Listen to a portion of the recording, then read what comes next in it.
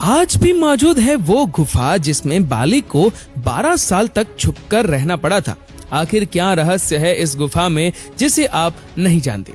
मैं उसी गुफा के बारे में बात कर रहा हूँ जहाँ बाली और एक मायावी नामक राक्षस के बीच भयंकर युद्ध हुआ था। जब वैज्ञानिक बाली की गुफा के अंदर घुसे तो वैज्ञानिकों ने गुफा के अंदर कुछ ऐसा देखा जिसके बाद वो लोग पूरी तरह से दंग रह गए। अगर आप जानना चाहते हैं कि वैज्ञानिकों ने आखिर क्या देखा गुफा में, तो इस वीडियो को अंत तक जरूर देखें और साथ ही साथ कमेंट्स में हर हर महादेव लिखना न भूलें। तो दोस्तों, ये बात है कर्नाटक के हम्पी शहर के जंगली इलाकों की, जहां पर एक गुफा है जिसे बाली की गुफा के नाम से जाना जाता है। दोस्तों, इस गुफा की कहानी शुरू होती है रामायण के काल से। उस समय मायावी नाम का एक बहुत ही भयानक राक्षस बाली को बार बार युद्ध के लिए ललकार रहा था। तभी बाली ने उस राक्षस का पीछा किया और वो राक्षस भागते भागते उसी गुफा में जाकर घुस गया। बाली ने उस गुफा के द्वार पर अपने भाई सुग्रीव को खड़ा कर दिया और फिर वो उस गुफा के अंदर उस राक्षस को मारने के लिए चला गया। अब धीरे धीरे करके समय बीतता गया और जब बाली गुफा के अंदर गया तो तकरीबन 1 साल बीत चुका था। अभी भी जो सुग्रीव था वो गुफा के बाहर ही खड़ा था।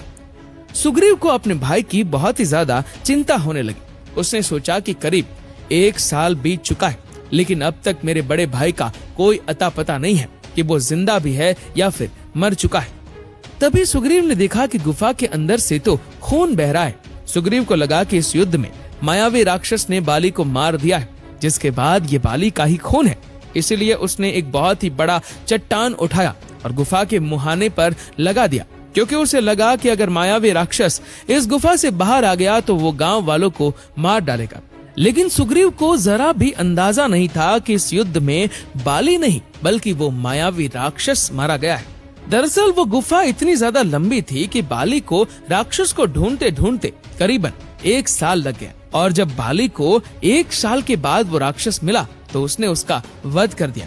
लेकिन बाली जब गुफा के द्वार पर पहुंचा तो वो बहुत ही बड़ा पत्थर देखकर हैरान हो जाता है। उसे लगा कि ये पत्थर जानबूझकर सुग्रीव ने लगा दिया है ताकि मैं यहाँ से बाहर ही ना निकल पाऊं और मेरे गैर मौजूदगी में सुग्रीव राजा बन जाए।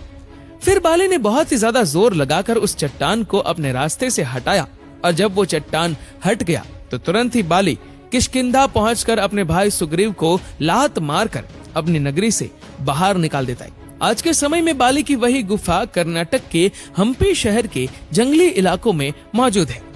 जब साइंटिस्ट को इस गुफा के बारे में पता चला तो वे तुरंत ही रिसर्च करने के लिए इस गुफा में पहुंच गए। जब साइंटिस्ट उस गुफा के अंदर पहुंचे तो उन्हें जरा भी अंदाजा नहीं था कि ये गुफा कितनी ज्यादा लंबी है। जब उन्हें धीरे धीरे लगने लगा कि ये गुफा तो काफी लंबी है तो वे फिर से बाहर आए और वे इस बार अपने साथ खाने पीने का पूरा इंतजाम लेकर गए ताकि अगर रास्ते में उन्हें भूख लगे तो वो खा सके। करीब 3 दिनों तक वो उस गुफा में ही रिसर्च करते रहे, लेकिन उन्हें कोई भी ऐसा पुख्ता सबूत नहीं मिला जिससे कि उन्हें फील हो सके कि ये बाली की ही गुफा है। लेकिन 3 दिन के बाद उन्हें गुफा के अंदर एक बहुत ही बड़ा नाखून मिला जो कि किसी जानवर के तो लग ही नहीं रहे थे। उन्होंने तुरंत ही उस नाखून को रिसर्च के लिए भेज दिया। अब धीरे धीरे करके वे गुफा के और अंदर जाने लगे। गुफा के और अंदर पहुंचने पर उन्होंने कुछ ऐसा देखा जिससे कि पूरी की पूरी टीम दंग रह गई।